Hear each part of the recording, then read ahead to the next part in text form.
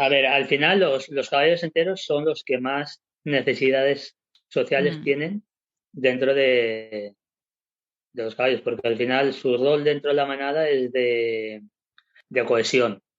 Entonces necesitan tener mucho contacto con todos, contacto con los potros. Entonces, aislar un caballo entero y ponerlo solo, estás yendo totalmente en contra de su naturaleza. ¿Qué pasa? Que si un caballo no lo has sociabilizado y ha estado 10 años metido en un box, hacer el experimento de soltarlo con otro, normalmente va a mm. haber problemas. Entonces, esa es parte del miedo que la gente tiene.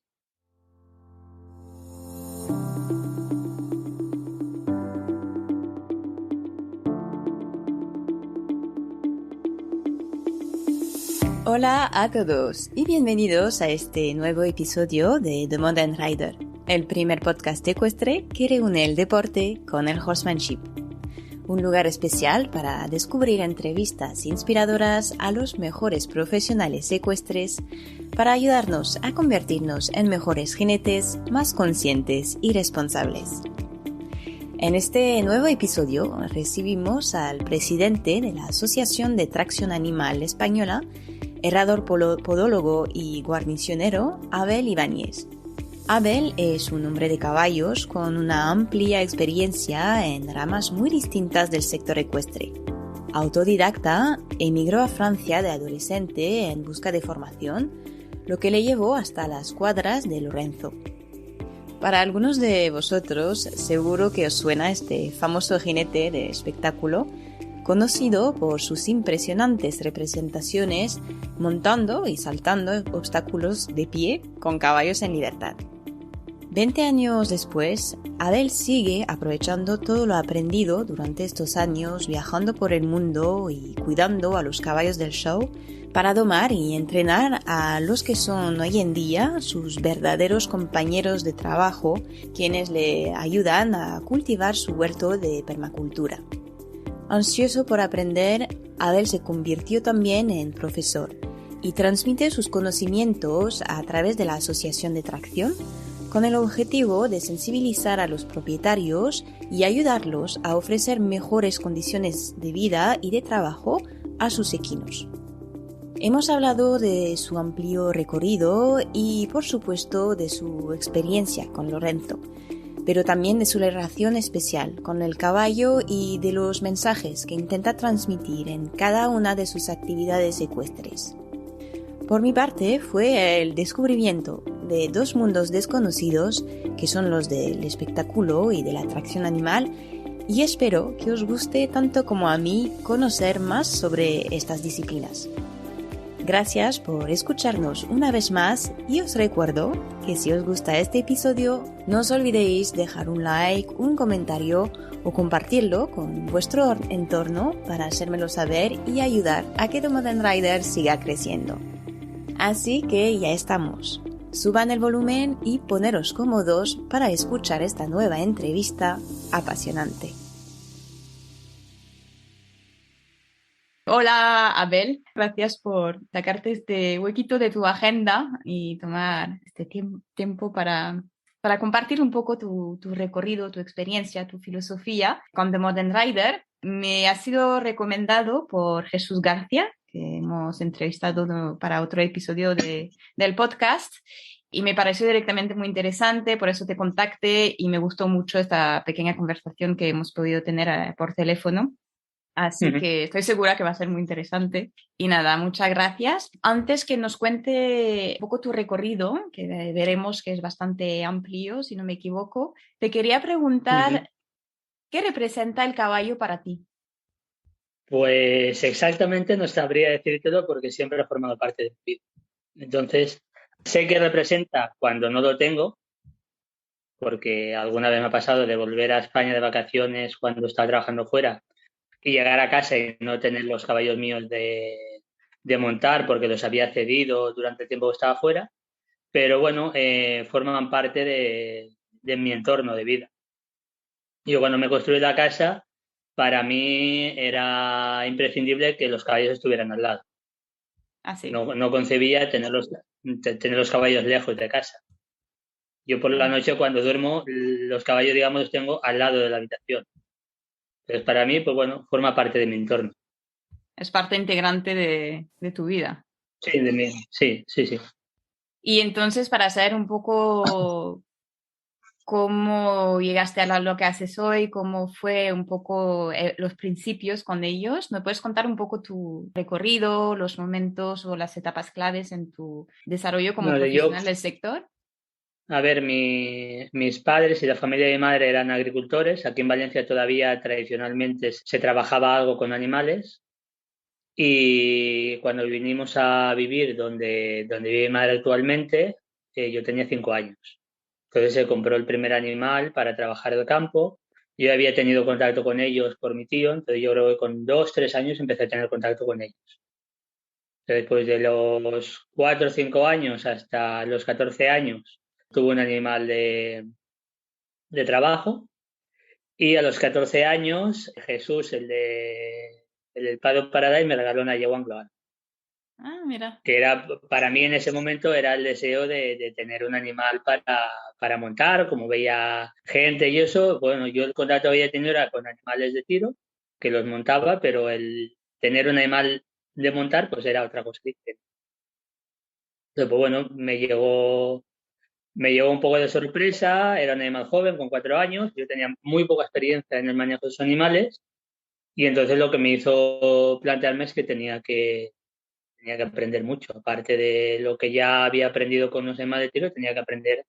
Y bueno, quizá era también una vía de escape cuando había problemas en mi casa o eso, pues siempre era una vía de escape con lo que me sentía bien. Entonces, pues bueno, esto fue tomando quizá una parte importante de mi día a día. Después empecé a viajar a Francia durante los veranos cuando cumplí 16 y yo tenía claro que quería aprender a montar, pero no veía claro aprender a montar en España, porque el entorno que veía pues tampoco me terminaba de agradar. Hoy reconozco que en España hay muy buenos profesionales, pero yo en aquel momento tampoco los conocía.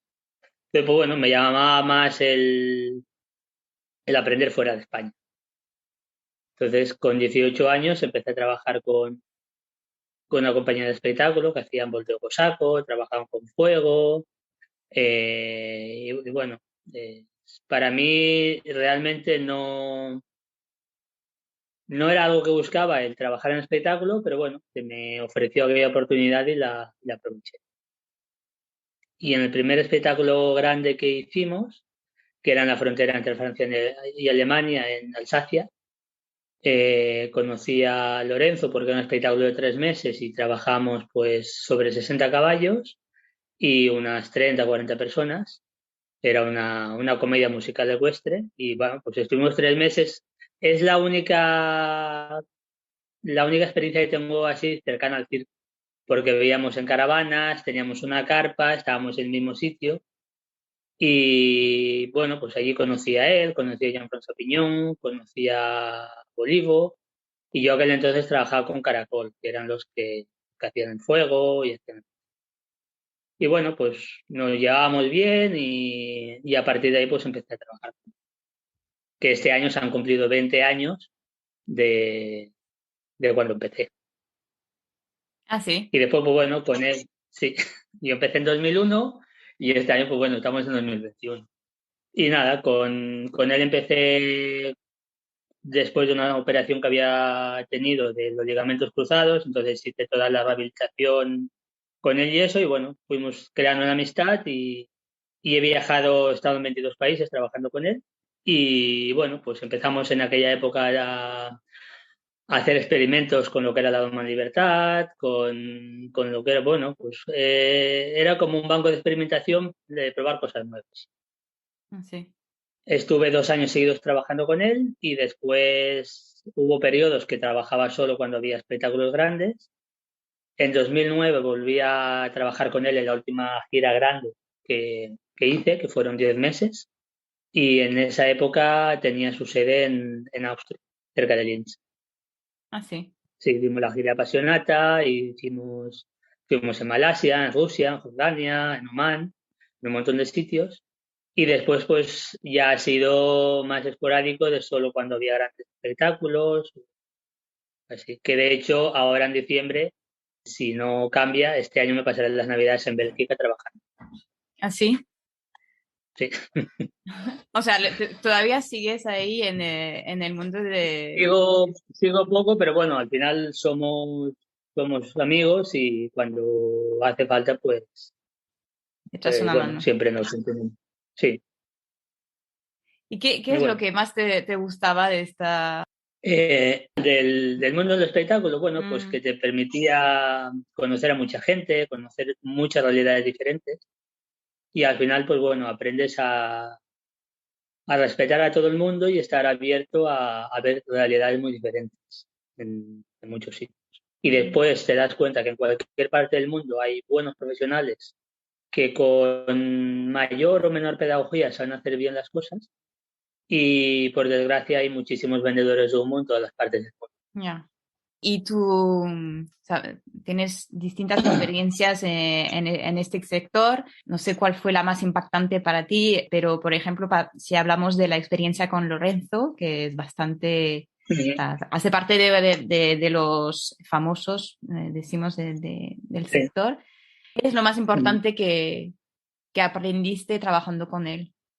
Pues no sé, una era de trabajar en equipo y la otra de ser capaz de, en cierto modo, de ser la prolongación suya cuando se estaban domando los caballos. De intentar entender lo que él estaba haciendo, porque lo estaba haciendo para yo ayudar en el momento correcto.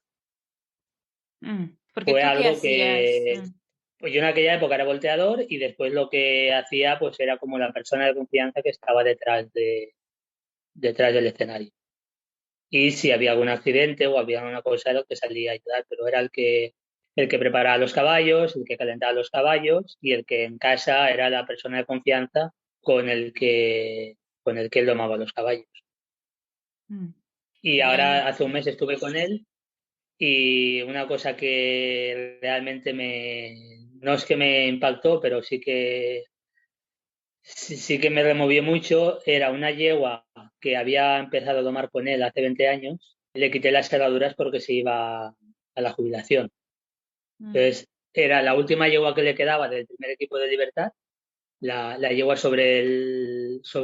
las dos que lleva de pie, la yegua de la izquierda, y era una de las primeras yeguas cuando empecé a trabajar con él que empezamos a a domar. hacer experimentos. Y te das cuenta del paso del tiempo cuando la has conocido durante toda tu vida y le tienes que quitar las cerraduras porque se va a jubilar. Mm, ¿Cómo se jubilan los caballos de espectáculo? O sea, por lo menos en este A ver, caso. yo no sé en otros casos, pero en su caso yo creo que parte del éxito es que los caballos viven como caballos. Los Mm, caballos se pasan la mayor parte del tiempo sueltos, en grupos, y al final cuando se jubilan siguen llevando la misma vida, pero sin tener que trabajar.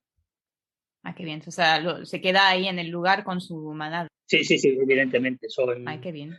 Para él, los caballos suyos de espectáculo son con los que ha trabajado muchos años y el mínimo respeto que se les debe es ofrecerles una jubilación digna. Ahora, cuando estuve allí hace justo un mes, Mm. había 4 caballos que estaban por encima de 30 años y han estado actuando entre 20 y 25 años. Oh, bastante. Sí. Que para esos caballos hayan tenido ese recorrido tan largo, principalmente han tenido que tener una vida de caballo, una vida en grupo, con una buena alimentación, con unos buenos cuidados. Y bueno, pues después de la educación que se les ha dado, el adiestramiento que se les ha dado, les ha permitido actuar en muchos sitios, pero cuando han vuelto a casa siempre han vuelto a un entorno acorde a las necesidades del caballo. Es interesante saberlo porque yo es un sector que desconozco totalmente. Por eso aprovecho para hacerte estas preguntas porque es difícil juzgar en el momento dado. O sea, podemos imaginar viendo el tipo de espectáculo con caballos en libertad, o sea, imagino que tienen sí o sí que tener este nivel de confianza, ¿no? Que hablar una relación realmente. Pero es verdad que a veces podemos llegar a ver cosas donde podemos quedarnos con una duda de cómo está hecho en el Ujú. día a día, ¿no? Cómo se es.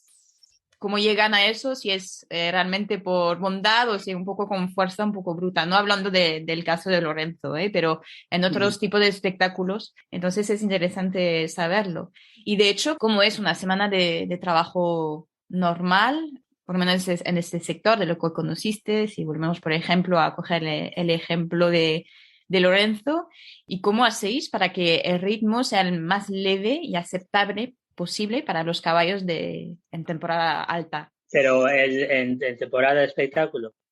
Mm. A ver, normalmente él no había giras largas, que los caballos estaban 2 o 3 meses en la carretera.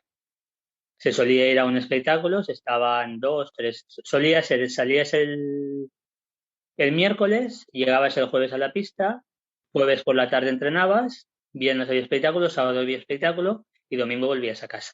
Y eso era muchas veces, tú salías fuera un fin de semana o 2 fines de semana al mes.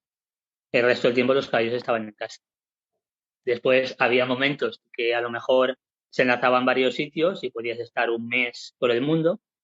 Y cuando eran periodos así más largos, siempre intentaba encontrar algún hueco para que los caballos pudieran estar en algún momento sueltos juntos. O bien, si eran en pistas del concurso, pues bueno, soltarlos por la noche cuando ya no había nadie.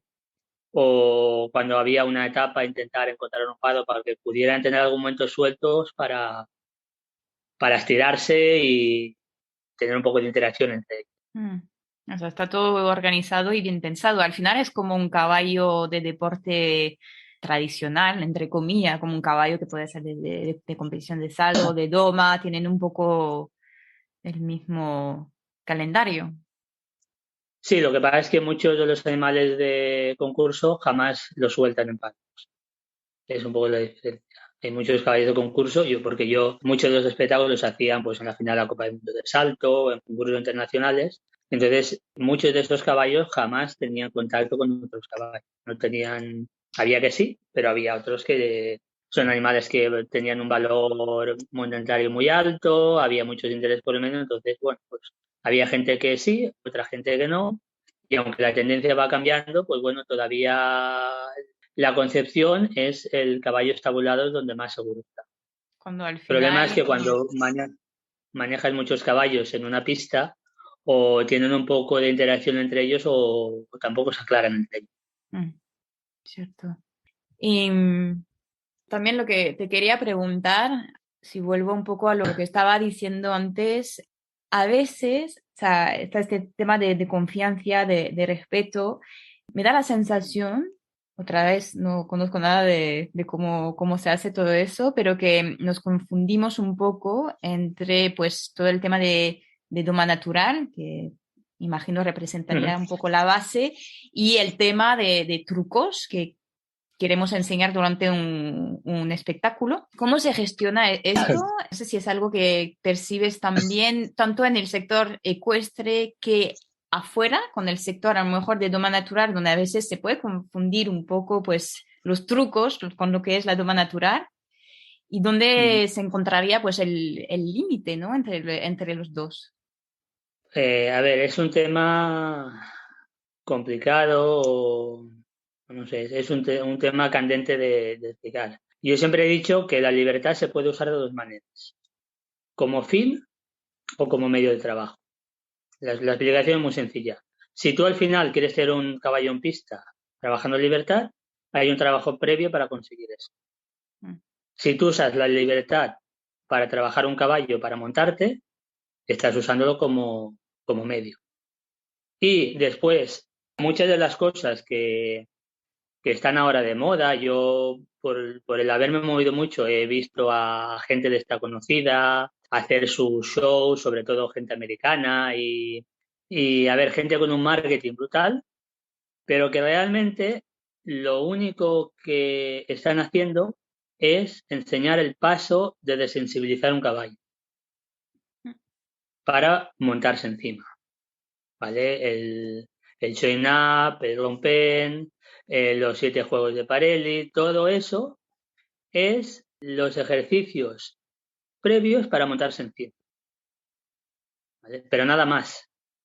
Lo que pasa es eso, con un marketing muy bueno, les ha permitido vivir muy bien durante muchos años. Pero en ningún momento te enseñan ni el tacto, ni cómo domar, ni cómo hacer los ejercicios para que un caballo vaya relajado el paso, vaya relajado el trote, vaya recto, vaya reunido, sepa estirar. Todo eso parece que se obvia.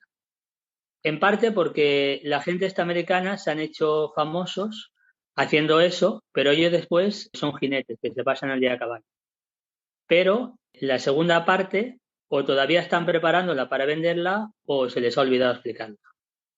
Y después pues hay mucha gente que ha ido a un cursillo de un fin de semana y han vuelto a casa domadores. Aquí en España está moviéndose eso, en Francia hace años que eso existe. En el Haga de la Sons, todos los stages etológicos, todo eso, es una manera de vender ciertas cosas que están bien porque están haciendo evolucionar a la gente, pero tampoco van más allá. No. Sí, si no requiere un Y tiempo de después, formación también más amplio. claro, yo al final considero que cuando quieres formar a una persona, hay como varios tipos de formación. Hay un cursillo de descubrimiento en el que tú descubres algo nuevo, pues cómo trabajar con la justa o cómo trabajar con el piquero redondo, ¿vale? Pero eso te da una idea de lo que eso puede ser. Y muchas veces es lo único que se ha mostrado y porque es en plan exhibición, porque tú tienes que vender algo. Después están las formaciones largas donde tú realmente tienes que hacer todo el proceso y después existen formaciones de especialización en algo. Por ejemplo, llevado al terreno de los caballos de trabajo, los caballos agrícolas, pues bueno, puedes hacer una demostración de un fin de semana y la gente se hace una idea de lo que ese animal puede hacer en tu finca. Pero después tienes que hacer una formación larga para entender, tener la sensibilidad, saber lo que tienes que hacer. Y después, si por ejemplo un día quieres saber cómo hacer el trabajo en las zanahorias, pues bueno, eso es un día de especialización en algo concreto. Entonces, mucha gente ha hecho las formaciones de descubrimiento, pero de ahí no han pasado. Y son ejercicios repetitivos que tampoco les aportan nada más al caballo. Y yo al final considero que un animal, para poder trabajar con él, tiene que tener una educación de base con animales de su especie, tanto jóvenes como adultos, tiene que crecer en un entorno adecuado a la vida de caballo y lo más cercano posible al ser humano, pero sin dejar de ser caballo. Entonces, todo lo que está de moda, el imprinting, todas estas cosas que son chapuzas, que se venden muy bien pero no dejan de ser chapuzas, a la larga no hace animales equilibrados para trabajar, en la disciplina que sea. Son caballos que en su cabeza no están terminados de hacer. Yeah. Te pueden servir para ciertas cosas, pero no puedes hacerlos evolucionar a ser animales realmente pensantes y compañeros de trabajo. Claro, claro, porque todo lo que aprendiste durante estos años de espectáculo lo traíste para el trabajo de la tierra con los caballos. Sí, bueno, ha sido un terreno de experimentación. ¿Así? De ver si aquello que había visto, aquello que había aprendido, pues bueno, podía funcionar en otro tipo de condiciones y otro tipo de caballo. Yo, por ejemplo, hace un mes traje una yegua de Francia, una percherona, y en 3 semanas prácticamente está haciendo todos los trabajos agrícolas. Le falta todavía precisión, le falta todavía entender mucho, pero lo que le falta ahora, digamos, son horas de estar con ella. Pero lo que son los ejercicios básicos los está haciendo. ¿Por qué? Porque era un animal que se había criado en un rebaño, con yeguas, con un semental, con potros. Después la habían usado para hacer concursos de raza. Entonces, pues le habían enseñado a ir de ramal, le habían enseñado a dar las patas para hacerle los cascos cada 6 semanas, se le habían llevado de viaje, le habían vuelto de viaje. Y ahora, con 4 años y medio, estaba en unas condiciones para entender lo que se le pedía. Y el respeto del espacio, el estar tranquila cuando estás con ella, eso era algo que había aprendido estando con los caballos, porque al final no deja de ser caballo.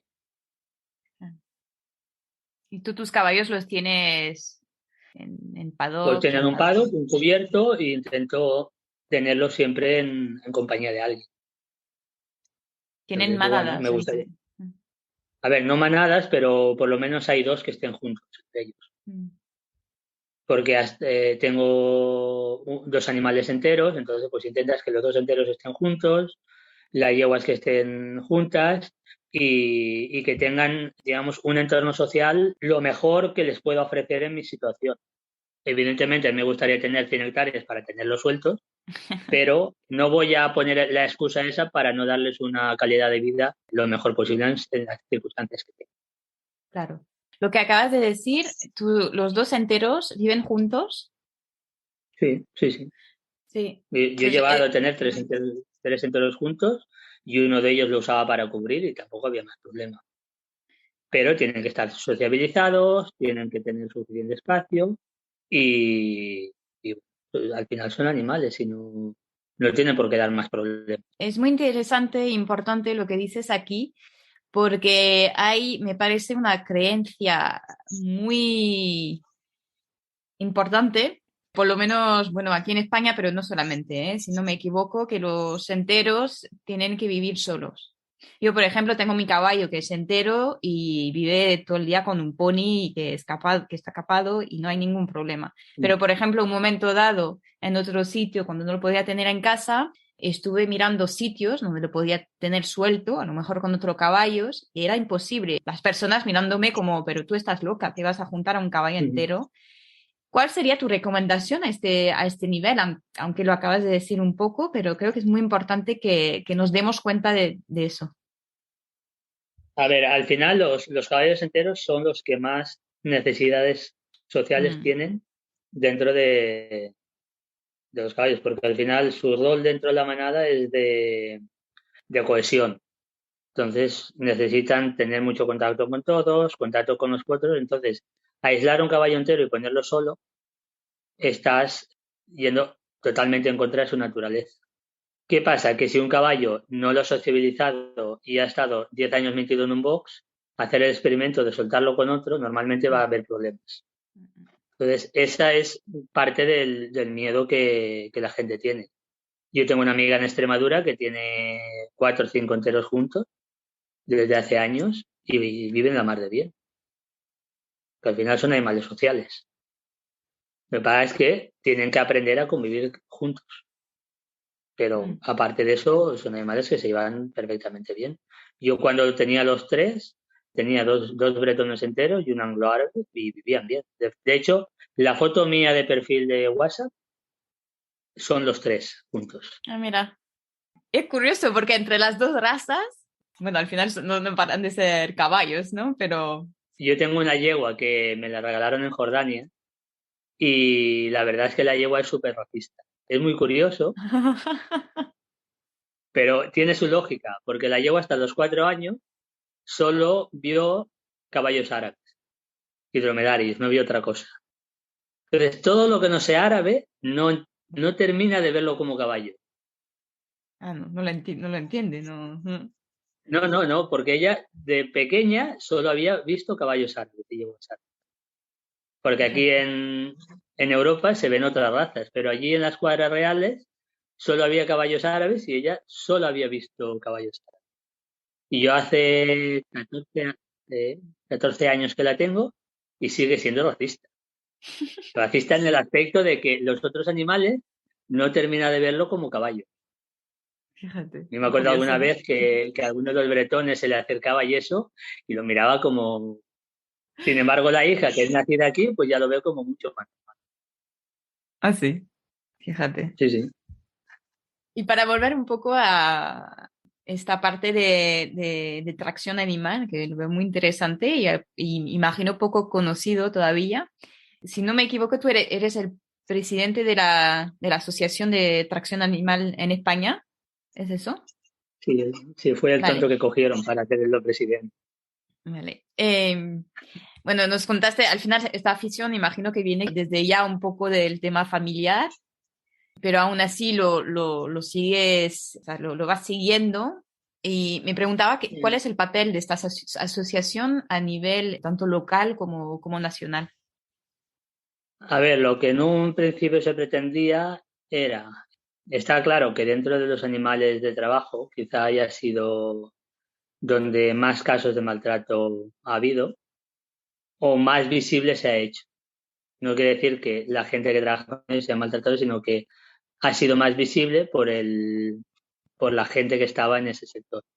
Entonces, hace 10 años, cuando decidimos crear la asociación y después incorporarlos a la Federación Europea, en los estatutos, una de las cosas importantes que pusimos era que había que velar por el bienestar de los animales y crear herramientas educativas para que la gente fuera aprendiendo.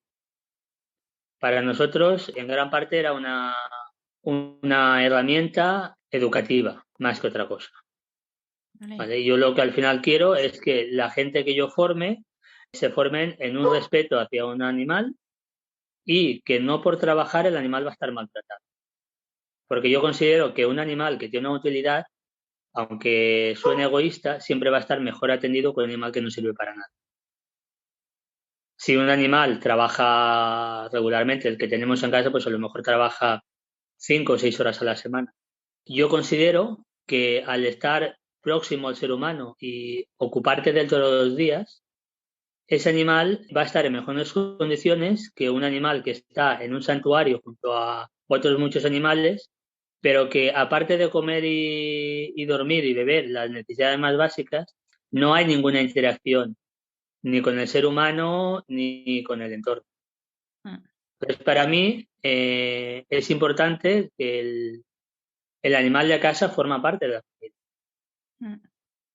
Vive cerca de nosotros, la mayoría de veces come antes que nosotros, te encargas todos los días de él, dedicas horas a la educación, dedicas horas a trabajar con él y al final es tu compañero del día a día.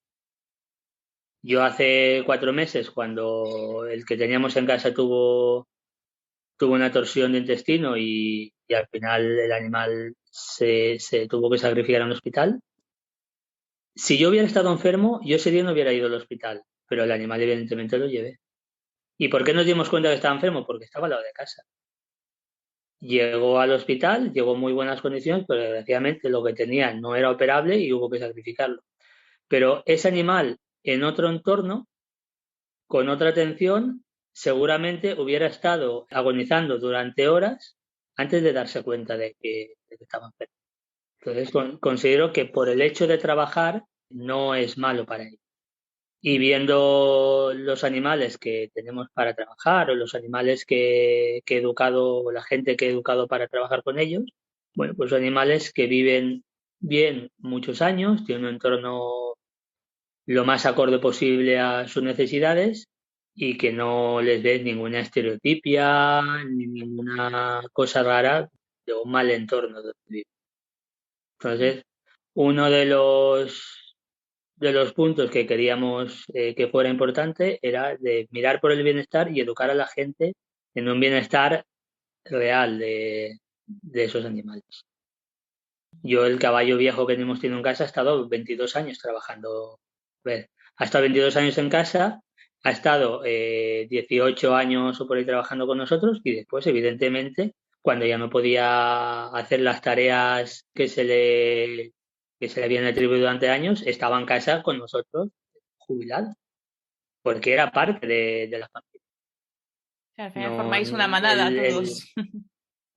Sí, al final forman parte del entorno nuestro.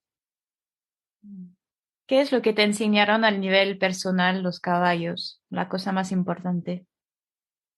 A estar continuamente replanteándomelo todo. Que puedes pensar que has entendido algo y siempre hay uno que te explica que no lo habéis entendido, que a lo mejor hay otra manera. Pero bueno, es una manera de estar continuamente aprendiendo. Es cierto. Ahora sí estás de acuerdo, porque hay otra parte de tu recorrido ¿Sí? profesional, porque eres también podólogo. Hemos hablado un poco de eso cuando estuvimos organizando esta entrevista y hay algo que estuvimos hablando que me parecía muy interesante porque es cierto que hay cosas que podemos mejorar y que hay que mejorar en cuanto a la forma de cuidar de los caballos en general. Y es verdad que también que hay cosas que requieren demasiados, entre comillas, cambios que no todo el mundo puede o está dispuesto a hacer.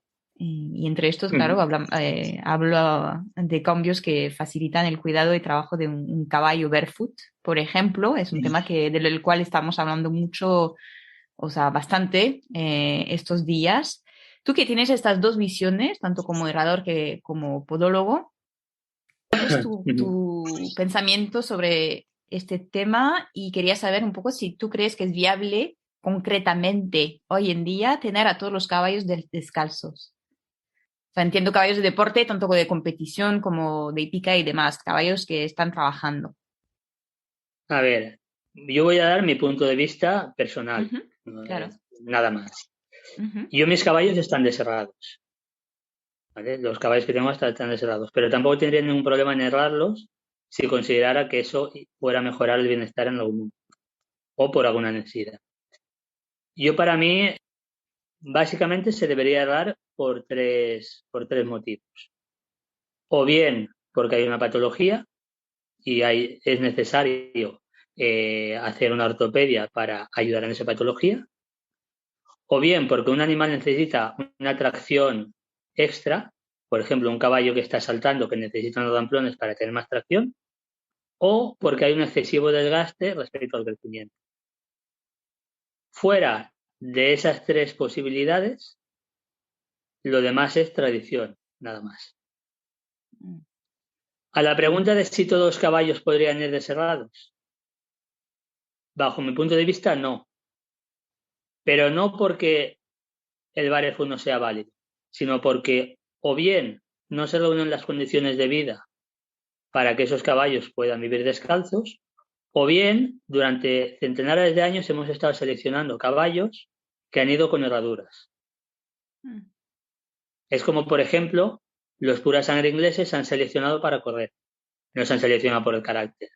Entonces, dentro del pura sangre inglés vais a encontrar un porcentaje bastante elevado de caballos con un carácter un poco conflictivo, por conforme se crían y por selección genética. Los cascos al final es lo mismo.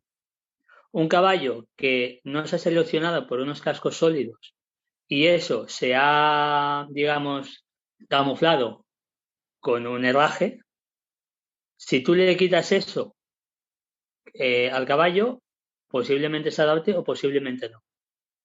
Si tienes el entorno adecuado, si estás dispuesto a tenerlo el tiempo necesario y hacer una transición lógica de lo que vas a hacer, ese caballo posiblemente vaya desherrado. O a lo mejor no. Entonces, para mí es, no sé, yo por ejemplo esta tarde he ido a hacer un caballo que lo empecé a hacer hace 3 años con un montón de problemas y bueno, he ido gestionando lo errado hasta que he considerado que el casco estaba más o menos de una manera decente para poderlo desherrar. Hace 2 herrajes lo desherré de los posteriores y hoy he hablado con el dueño y lo hemos desherrado los anteriores. Y muy probablemente ese caballo tenga éxito en ir desherrado. Pero durante ese tiempo, el caballo ha pasado de vivir en un box a vivir en un paddock, de un tipo de alimentación a otro tipo de alimentación, y los cascos se han ido regenerando y ahora son suficientemente sólidos para el trabajo que él realiza. Yo pienso que puede ir desherrado. Pero ha sido un proceso de 3 años. Entonces, bueno, pues yo me he servido del herraje para al final dejar un caballo desherrado. Pero yo, bajo cualquier concepto que el caballo tiene que ir desherrado sí o sí, pues no le termino de encontrar la luz. Hay muchos parámetros que hay que tener en cuenta para decidir si se hace una cosa o se hace otra, o se hace una cosa intermedia, o en la temporada que más trabaja se le va a meter una protección, en la época que menos trabaja se le va a quitar esa protección. Pues en cada caso hay que valorar lo mejor para el animal. Y yo, como profesional, tengo que valorar si el propietario está dispuesto a colaborar o ese periodo, digamos, de transición, lo único que va a ser es un sufrimiento para el caballo y que al final el caballo dentro de un año va a volver a ser herrado y lo único que he hecho es que durante un año el caballo ha estado sufriendo porque no le habían cambiado las condiciones y no iba a cambiar. Claro. Entonces considero que hay que ser razonable en cada caso. Si es un animal que vive en cuadra, que sale una vez al mes de la cuadra con los cascos blandos, pues bueno, y va a ir por asfalto, pues tenerlo deserrado, pues bueno, es una cosa arriesgada. Y si el dueño no cambia las condiciones de vida del animal, pues tampoco se le puede hacer cambiar de que el caballo vaya descalzo. Lo que sí que es importante es que si vaya errado por un profesional, igual que si va descalzo, sea gestionado por un profesional, no por un vendedor de humo. Sí, es otra cosa. Pero es importante hablarlo porque hay que poner también en condición, pues, la mayoría de, o sea, cómo está hecho también las instalaciones ecuestres hoy en día. No es Claro, tan fácil tener un caballo o sea, hay cada vez más posibilidades de que tener a un sí, caballo en un paddock activo, etcétera, etcétera. Y ofrecer un poco esta posibilidad de tener un caballo descalzo, pero hay muchas veces que no es tan sencillo. O sea, hay que claro, mirar por el bienestar igualmente. claro, claro. Y a lo mejor cuando llevas un caballo de una cuadra a un paddock activo, tiene que estar una temporada errado porque va a moverse mucho más que se movía Claro, de costumbre. Entonces, el periodo de adaptación fisiológica del casco a un mayor movimiento, le tienes que respetar una protección hasta que sea capaz de ir cómodo sin esa protección. también. La otra cosa, pues bueno, es selección natural. En el monte, cuando un caballo está cojo, se lo comen los lobos y ya está. Mm, Y se termina el problema. Pero si esa selección no se ha hecho, pues muchas veces tenemos animales que son patológicos, pero que con un herraje o con una gestión de sus pies se ha conseguido hacer funcionar, pero no deja de tener un pie patológico. Entonces, el hacer esa gestión, pues bueno, hay que intentar ser lo más coherente posible. mm. Muchas gracias porque sé que hay muchas preguntas alrededor de este tema y que es importante aclararlo así. Estamos llegando al final de esta entrevista. Todavía me queda hacerte las preguntas que suelo hacer a cada entrevistado. ¿Tú te gustaría cambiar algo de tu trayectoria hasta ahora? Tener más tiempo para aprender. Ah, sí. ¿Eso sentiste que te faltó? Yo creo que me faltó, por lo menos los primeros años, unas condiciones, digamos, de una formación como tutorada o más tutelada. ¿Vale? Ah, Yo, en parte, fui autodidacta, después no hay nadie que realmente sea autodidacta porque siempre te apoyas en ujú. maestros, pero si pudiera cambiar algo, quizá tener un tutor detrás que me hubiera podido guiar en ciertos Momentos. aspectos. Mm, Sí. Pues he mm, tenido suerte de conocer gente muy buena, que me han ayudado mucho, pero en ciertos periodos lo he echado en falta. vale. Em, Otra pregunta. ¿Hay algún mensaje que te gustaría compartir con la comunidad ecuestre? Que la gente se rija por la coherencia y no por las modas. Perfecto. Muy claro. Lo que pasa es que es más complicado regirse por la coherencia que por las modas. Si viene uno y te da una receta de cocina de cómo domar tu caballo de manera maravillosa, sin esfuerzo, pues bueno, eso es mucho más bonito. La realidad es otra, pero pienso que si la gente fuera más coherente y estuvieran abiertos a ver otras realidades, se ayudarían a ellos mismos y ayudarían a los caballos. Mm. Me parece que también a veces, hasta que no te enfrentes a un cierto caso un caballo, un cierto caballo, no, no tomas el tiempo de parar y pensar por ti mismo y ser coherente.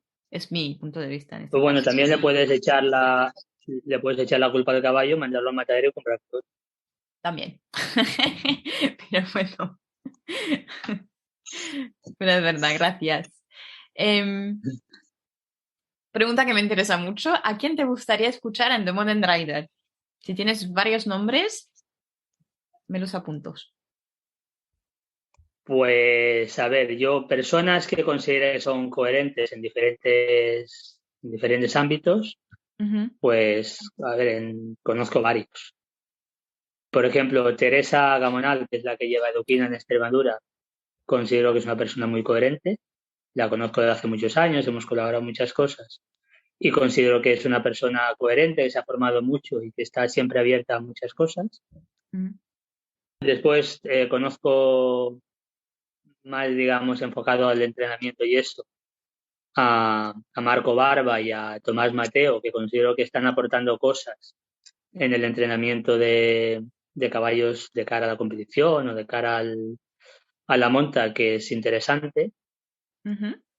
Después en el tema de, aparte de caballos, en el tema de burros, mulos y compañía y animales de trabajo, Joao Rodríguez, que es portugués, pero que habla español y él es actualmente el presidente de la FECTU, de la Federación Europea de Caballos de Trabajo. La tracción. Él es veterinario, es dentista equino Ajá. y considero que también es una persona muy, muy coherente en sus ideas. Jesús de Gabriel, que ha sido el recuperador del burro zamorano leonés, que en el tema de la educación de los burros y de cómo gestionar la recuperación de una raza puede ser interesante. Y después, pues no sé, en tema del herraje considero que Ricardo Selló es una persona de las más coherentes que he escuchado en este país. Él es herrador, ha sido siempre muy abierto, lleva muchísimos años de trayectoria y considero que es una persona que tiene una coherencia conociendo el conjunto de un caballo herrado, un caballo cerrado y de un caballo de alta competición. Y después, pues bueno, Sergio Pérez es otro lado de Andalucía que también es muy coherente. Y en la parte del espectáculo, pues bueno, está Lorenzo y está Antonio Bautista, que es el padre de Belén Bautista, que es un hombre muy tradicional, pero que tiene una idea muy amplia de lo que supone la doma de un caballo la preparación de un caballo para disciplinas diferentes. Genial, una buena lista. Perfecto. Yo encantada, ¿eh? Genial. ¿Hay algún libro o recursos que te gustaría recomendar? Pues no lo sé. A ver, libros hay muchos. Ahora mismo no se me ocurre ninguno En en concreto. concreto, pero yo pienso que la gente, para mí, a la hora de enseñar a la gente, lo que más me cuesta es que una persona tenga tacto en la punta de los dedos. La conexión es entre el cerebro y la mano. En muchos casos, debido a la vida que llevamos, se ha perdido o se ha atrofiado. Entonces, considero que hoy en día hay muchísima información teórica, pero la formación o la información táctil, sensitiva, cada vez es más escasa.